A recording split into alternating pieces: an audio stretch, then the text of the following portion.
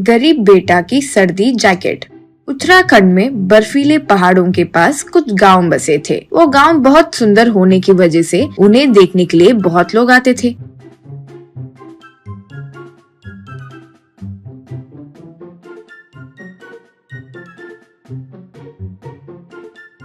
वहाँ खन्ना नाम का बिजनेसमैन अपने दोस्त अमित और मानव के साथ मिलकर आया था। वो पूरी जगह घूमे। फिर वे लोग वहाँ आए कपाड़िया नाम के इंजीनियर से मिले। अब खन्ना और दूसरों से कपाड़िया। सर, जैसे आपने कहा, हमारी टीम ने इस पूरी जगह का टेस्ट किया है। यहाँ पर अच्छा क्वालिटी का यूरेनियम है, ये पता चला है। सर, इस क्वालिटी का यूरेनियम बिना रेडिएशन के 1 ग्राम भी कार में इस्तेमाल कर सके तो 16 साल तक कम से कम बिना फ्यूल के कार चलेगी सर। यूँ कहा। तब मानव, क्या कपाड़िया, 16 साल तो कार की ही लाइफ नहीं होती, उसमें 16 साल फ्यूल के बदले 1 ग्राम यूरेनियम से कार चलेगी तो ये दुनिया हमारे आगे झुक जाएगी। यूँ कहा। तब खन्ना, देखो मानव, यहाँ कोई किसी के आगे झुकेगा नहीं। हम प्रकृति के बदौलत जी रहे हैं। वैसे भी ये हमारे देश की संपत्ति है, हमारी नहीं। वैसे इसमें दूसरे खतरे भी होंगे, वो सब के बारे में सोचकर ही हमें निर्णय लेना होगा, जल्दबाजी में नहीं। यूँ कहा। तब अमित, बा करना, तुम भी ना मानते ही नहीं, बेकार में गुस्सा होते रहते हो। चलो, पहले यहाँ खूब ठंड हो गई है, रूम में तुम्हारी पत्नी इंतजार भी कर रही होगी। कुछ उल्टा सीधा हो गया तो हम यहीं अटक जाएंगे। यूँ कहा। फिर वे अपने अपने कार में बैठने लगे। खन्ना अपने कार में बैठ रहा था तो उसे एक छोटी सी बच्ची ठंड में कपकपाती हुई नजर आई। उससे खन्ना वहाँ बगल में मौजूद दुकान से एक जैकेट खरीदकर उस गरीब लड़की को दिया।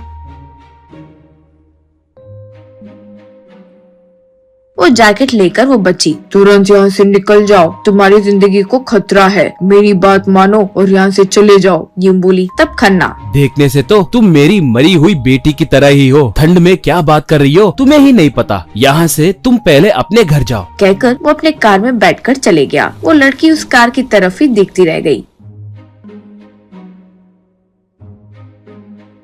वो अपने रूम जाने के बाद खन्ना अपने पत्नी सोनू को पूरी बात बताया। तब सोनू, ओ जी, मुझे भी हमारी बेटी ऐसे कई बार नजर आई थी। एक बार स्वामी जी से पूछा तो उन्होंने कहा तुम्हारी बेटी की आत्मा तुम्हें बचा रही है, लेकिन आपको बोलूंगी तो अब क्या सोचोगे बोलकर मैं आपसे बोली नहीं, लेकिन ये सब मेरे लिए भी आश्चर्य की बात है जी। यूँ कह रही थी तो उनके घर के सामने दरवाजे की आवाज आई। बाहर बहुत बर्फ गिर रही थी। गिरते बर्फ में वो लड़की खड़ी हुई थी। वो लड़की को देखकर दंग रह गया खन्ना। बेटी, तुम सच में मेरी ही बेटी हो क्या? मुझे माफ करो बेटी, मैं तुम्हें बचा नहीं सका। यूँ कहा। तब वो लड़की, देखिए, जो चीजें आपके हाथ में नहीं है उनके बारे में सोचकर दुखी मत होइए। आप तुरंत यहाँ से चले जाइए। आपके पार्टनर्स आपको मारने की सोच रहे हैं। आप जो जगह पर खुदाई कर रहे हैं वहाँ बहुत प्राकृतिक चीजें हैं। खुदाई करके चीजें निकालते वक्त देश का सर्वनाश भी हो सकता है। यूँ कह रही थी कि वहाँ अमित मानव अपने गुंडों के साथ चाकू गन लेकर कार में आए।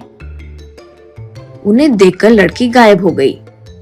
वे अब डायरेक्ट खन्ना के पास आए। अब खन्ना से मानव, क्यों रे, थोड़ा बहुत कमा लिया तो बड़े करोड़पति बनते फिर रहे हो, भिखारी कहीं के। वैसे भी तुम्हें यूरेनियम की कीमत क्या पता रे, दूसरे देश को देने पर लाखों करोड़ों देंगे, जानते हो। इसलिए आज तुम्हें मारकर हम अपना प्लान पूरा करेंगे। आज से ये गाँव का पूरा यूरेनियम हमारा है रे। देखते हैं कि बीच में कौन आता है। कहकर सब गन्स निकाले।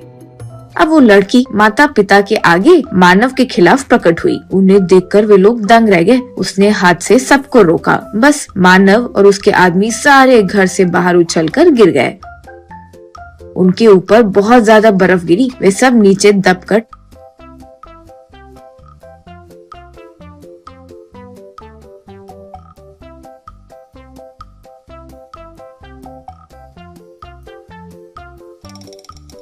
टुकड़े टुकड़े हो गए और नीचे ही दबे रह गए।